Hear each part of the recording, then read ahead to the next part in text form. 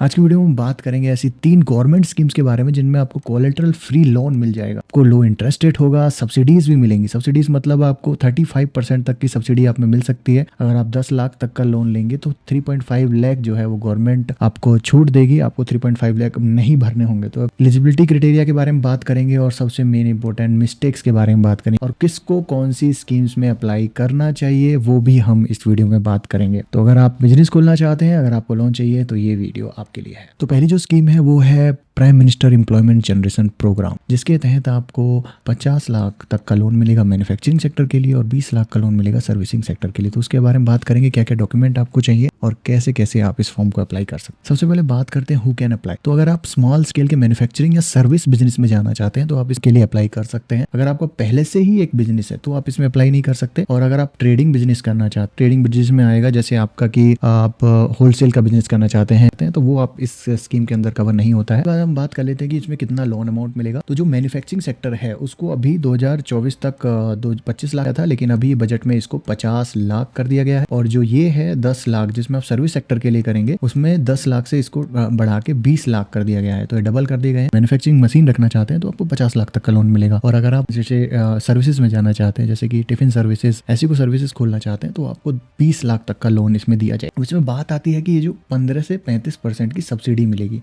Official notification के साथ बता देता हूँ, इसमें आपको जो जनरल अगर आप कैटेगरी में आते हैं तो आपको 10% जो है वो खुद से इसमें लगाना होगा। जैसे कि मान लो आप मैन्युफैक्चरिंग बिजनेस स्टार्ट कर रहे हैं जिसकी कॉस्ट आ रही है 10 लाख, तो आपको 10% यानी कि 1 लाख जो है अपना खुद का इन्वेस्टमेंट लगाना होगा और 9 लाख आपको इस स्कीम के तहत लोन मिल जाएगा। और इसके अलावा अगर आप स्पेशल कैटेगरीज में आते हैं, स्पेशल कैटेगरी में आएंगे SC ST OBC minorities, ex serviceman, women's भी इसमें आती है, ट्रांसजेंडर्स। और अगर इसमें आप होंगे नॉर्थ ईस्टर्न रीजन से हैं या हिली रीजन से हैं तो आपको सिर्फ 5% ऑफ द प्रोजेक्ट कॉस्ट ही आपको देना है। मतलब जैसे 10 लाख का है तो आपको सिर्फ 50,000 अगर आपके पास है तो आप इस प्रोजेक्ट को स्टार्ट कर सकते हैं। बाकी 9,50,000 जो है वो आपको लोन मिल जाएगा। अब बात आती है सब्सिडी की, जो इसमें मेन प्रॉफिट है। अगर आप इसमें आते हैं, अर्बन में अपना स्टार्ट करते हैं तो आपको जनरल में 15% और स्पेशल कैटेगरी में 25% की सब्सिडी मिलेगी। और अगर आप रूरल एरिया में आते हैं तो आपको 25 से 35% की सब्सिडी मिलेगी। मतलब अगर आप वुमेन हैं और रूरल एरिया में कोई भी मैन्युफैक्चरिंग स्टार्ट करती हैं तो 35% आपको सब्सिडी मिलेगी। मतलब 10 लाख के लोन में 3.5 लाख जो है वो आपको नहीं पे करने होंगे, वो गवर्नमेंट की सब्सिडी के तहत आएंगे। तो बहुत अच्छा ये बेनिफिट है। और बात करते हैं डॉक्यूमेंट्स की, तो ये सब डॉक्यूमेंट्स आपको चाहिए। अगर आप कास्ट सर्टिफिकेट, अगर आप स्पेशल कैटेगरी में देना चाहते हैं तो इसमें आपको स्पेशल कैटेगरी सर्टिफिकेट रिक्वायर्ड होगा। रूरल एरिया सर्टिफिकेट, अगर आप रूरल में खोल रहे हैं क्योंकि रूरल में जो है 35% के आसपास सब्सिडी है जो कि बहुत अच्छा है, तो उसके आपको रूरल एरिया सर्टिफिकेट होगा। जो आप रूरल में रह रहे हैं आपको जो रेजिडेंस सर्टिफिकेट है वो चलेगा। प्रोजेक्ट रिपोर्ट, मेन यहाँ पर आती है प्रोजेक्ट रिपोर्ट, जिसमें सबसे ज्यादा गलती होती है। तो अपना जो प्लान बना रहे हैं, जो आप बिजनेस करना चाहते हैं, उसके लिए आपको डिटेल प्रोजेक्ट रिपोर्ट देनी पड़ेगी। तो मैं आपको वेबसाइट का लिंक दे दूंगा जहाँ पे आपको प्रोजेक्ट रिपोर्ट जहाँ पर मिल जाती हैं। देखिए ये सारी सैंपल रिपोर्ट्स हैं। हम एक ये वाला ओपन करके देख लेते हैं।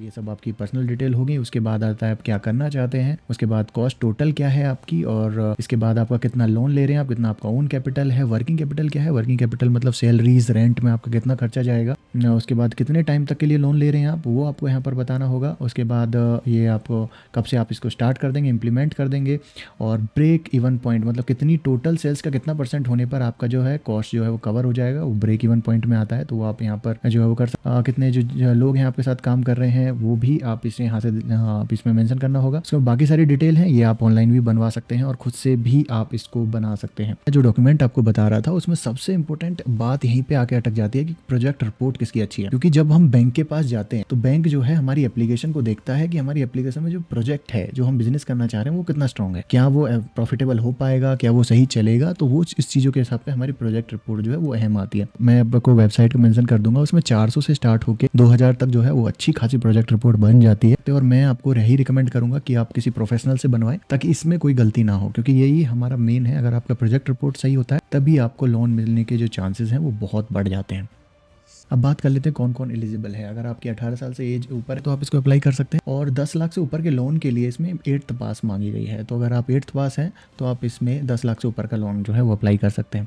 मेन बात है ये न्यू बिजनेस के लिए ओनली। अगर आपका अभी कोई बिजनेस है, अगर आप उसको एक्सपेंड करना चाहते हैं तो ये स्कीम, मेन बात है ये न्यू बिजनेस के लिए ओनली। अगर आपका अभी कोई बिजनेस है, अगर आप उसको एक्सपेंड करना चाहते हैं तो ये स्कीम आपके लिए नहीं है। उसके लिए हम दूसरी स्कीम के बारे में बात करेंगे इसी वीडियो में। उसके बाद आधार कार्ड चाहिए, पैन कार्ड चाहिए, बिजनेस प्रोजेक्ट रिपोर्ट जिसके बारे में हम अभी बात कर रहे थे और उसके बाद कास्ट सर्टिफिकेट एप्लीकेबल है, एड्रेस प्रूफ, ठीक है, bank account details, EDP training details. अब बात कर लेते हैं ईडीपी ट्रेनिंग डिटेल्स के बारे में। ईडीपी ट्रेनिंग आपको जरूरी होती है जिसमें होगी एंटरप्रेन्योरशिप डेवलपमेंट प्रोग्राम। अगर आपको 5 लाख से ऊपर का लोन चाहिए तो आपको 10 दिन की जो है फी जो है वो आपकी होनी चाहिए। आप ऑनलाइन भी कर सकते हैं, udyami.org.in जो वेबसाइट है इसमें आप जा सकते हैं। इसमें आपको ऑफिशियल जो है अप्लाई करने के लिए मिल जाएगा। अगर आप 2 लाख से 5 लाख का लोन लेना चाहते हैं तो आपको 5 डेज ईडीपी ट्रेनिंग रिक्वायर्ड होती है। अगर आपको 2 लाख से कम का लोन लेना है तो आपको कोई ईडीपी ट्रेनिंग रिक्वायर्ड नहीं होती है। अगर आप 5 लाख से कम लोन लेना चाहते हैं तो आपको 5 दिन की ट्रेनिंग होगी जो आपकी 1770 रुपये में होगी। ऑनलाइन आपको फीस पे करनी है। इसके अलावा अगर आप 5 लाख से ज़्यादा लोन लेना चाहते हैं तो आपकी 10 दिन की ईडीपी ट्रेनिंग होगी जिसके लिए आपको 3540 रुपये देने होंगे। तो जैसे आप ईडीपी की ट्रेनिंग कंप्लीट करेंगे तो ऐसा एक सर्टिफिकेट आपको मिलेगा जो वेबसाइट पे ही अवेलेबल होगा जिसे आप डाउनलोड कर सकते हैं।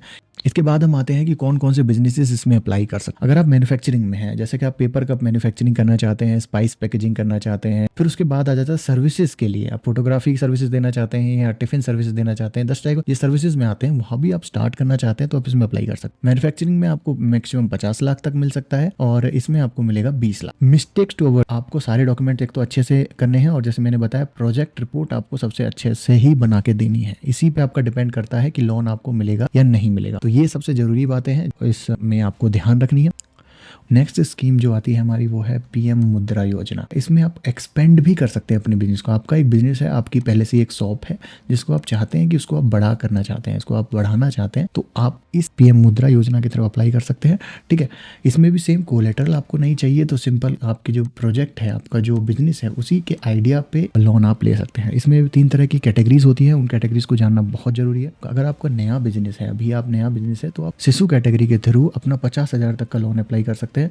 और अगर आपको पहले से ही कुछ है, आपका कोई दुकान है, कोई शॉप है, अगर उसको एक्सपेंड करना चाहते हैं तो आप 5 लाख तक के लिए लोन किशोर कैटेगरी के लिए में अप्लाई कर सकते हैं। और आपका बड़ा एक्सटेंशन है तो तरुण कैटेगरी के थ्रू आप 10 लाख तक का लोन इसमें अप्लाई कर। इसमें मेन होगा कि आपके 18 साल से एज एज यूजुअल, और मैन्युफैक्चरिंग सर्विस सेक्टर, इसमें ट्रेड जो है वो उसके लिए भी आप कर सकते हैं। अगर आप कोई होलसेल का बिजनेस खोलना चाहते हैं, ट्रेड में मेनली आते हैं कि आपने कोई सामान जो है वो होलसेल में रखा हुआ है, फिर आप उसे रिटेल में सेल कर रहे हैं, तो उसमें वो भी आप इसमें जो है वो कर सकते हैं। एजुकेशन क्वालिफिकेशन इसमें कुछ भी नहीं है, पीएमजेबी एजुकेशन में 8 थी, इसमें कोई भी क्वालिफिकेशन जो है वो इसमें नहीं है, सभी इसमें अप्लाई कर सकते हैं। अब बात कर ले कौन कौन से डॉक्यूमेंट चाहिए आपको। Aadhaar card, PAN card, business plan आपका, वही सो प्रोजेक्ट रिपोर्ट जो है बिजनेस प्लान की, वो आपको अच्छे से बनवाइएगा, उसको उसी के बेसिस पे आपको लोन मिलेगा कि आपका जो बिजनेस प्लान है वो कितना अच्छा है। एड्रेस प्रूफ आपका रहेगा, 6 मंथ की स्टेटमेंट, क्योंकि अगर आप जो बिजनेस पहले से कर रहे हैं उसको बैंक देखना चाहता है कि आप उसमें पहले से ही प्रॉफिट कर रहे हैं कि नहीं कर रहे हैं, तभी वो आपके चांसेस बढ़ जाते हैं कि आप ये जो है लोन वो ले। ठीक है, अगर आपका दुकान है जो आपको जीएसटी रजिस्ट्रेशन भी आपका होगा, वो भी आपका चाहिएगा। अब बात कर ले कौन कौन से बिजनेस के अंदर आएंगे। जैसे आपका मोबाइल रिपेयर का शॉप है, आप उसे बड़ा करना चाहते हैं, स्टार्ट भी करना चाहते हैं, तो भी आप इसके लिए लोन अप्लाई कर सकते। स्टार्ट अगर आप करेंगे तो शिशु में जाएगा जिसके आप 50,000 तक का लोन ले सकते हैं। और अगर आप इसको एक्सपेंड करना चाह रहे हैं तो 5 लाख या फिर 10 लाख तक का भी लोन आप ले सकते हैं किशोर और तरुण वाले कैटेगरीज में। उसके बाद अगर आपका स्मॉल रेस्टोरेंट खोलना चाहते हैं, टेलरिंग बिजनेस है, ई रिक्शा परचेज करना चाहते हैं, तो वो भी आपका इसमें आ जाएगा जो सर्विसेज में आता है। और ये फोटोग्राफी, ये भी सर्विस में आता है, इसमें भी आप अप्लाई कर सकते हैं। देखो मेन जो दिक्कत आती है वो है बिजनेस प्लान की, जिसमें अगर आप प्रॉपर बिजनेस प्लान नहीं देते हैं तो भी आपका रिजेक्ट हो जाएगा। और कैटेगरीज जो है आपकी वो आपको अच्छे से सिलेक्ट करनी होंगी। कोई बिजनेस आप स्टार्ट करना चाहते हैं तो आप किशोर में या तरुण में अप्लाई नहीं कर सकते, आपको शिशु में अप्लाई करना होगा। अगर आप एक्सपेंड करना चाहते हैं तब आप किशोर में और तरुण में अप्लाई कर सकते हैं। थर्ड जो स्कीम है वो है हमारी startup India scheme. Startup India scheme में अगर आपको कोई इनोवेटिव आइडिया है या जिसे आप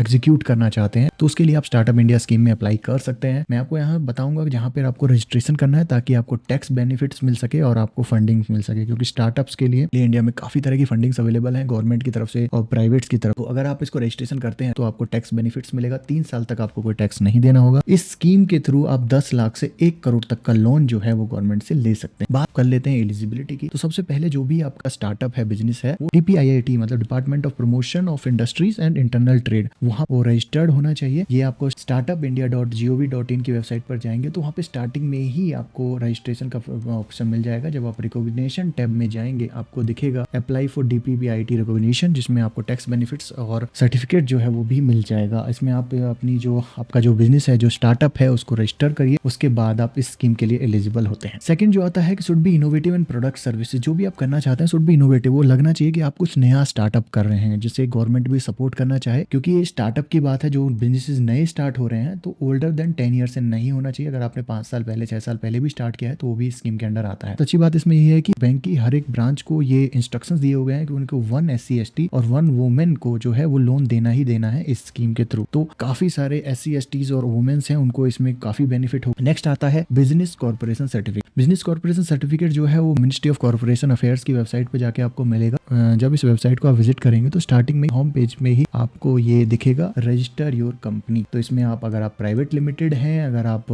1 पर्सन कंपनी है तो आप यहाँ पर रजिस्टर कर सकते हैं, जिससे कि आपको बिजनेस कॉर्पोरेशन सर्टिफिकेट मिल जाएगा। मिस्टेक जो आपको नहीं करनी है, रजिस्ट्रेशन DPID जैसे मैंने आपको बताया कि वहाँ पर आपका रजिस्ट्रेशन होना ही चाहिए, वरना जो आपको 3 साल का जो 3 ईयर का जो टैक्स बेनिफिट है वो नहीं मिलेगा। इसके अलावा जो बिजनेस आइडिया है वो यूनिक होना चाहिए, मतलब जो बैंक जो अप्रूव करेगा बिजनेस आइडिया जो है उस पर डिपेंड करता है। बाकी इसकी वेबसाइट होगी startupindia.gov.in, तो वहाँ पर जाकर अपनी कंपनी को रजिस्टर कर सकते हैं, अपने बिजनेस को रजिस्टर कर सकते हैं और स्कीम के लिए अप्लाई कर सकते हैं। और जाने से पहले आप सभी के लिए क्वेश्चन, जो ये PMEGP स्कीम है, prime minister employment generation programme, ये कब लॉन्च हुई थी? 2005, 2008, 2012 और या 2015? इसमें आप कमेंट बॉक्स में बता सकते हैं। बाकी वीडियो को लाइक जरूर कीजिएगा। अगर आपको अच्छा लगा है, कोई भी स्कीम्स के बारे में आप और जानना चाहते हैं वो आप मुझे कमेंट बॉक्स में पूछ सकते हैं।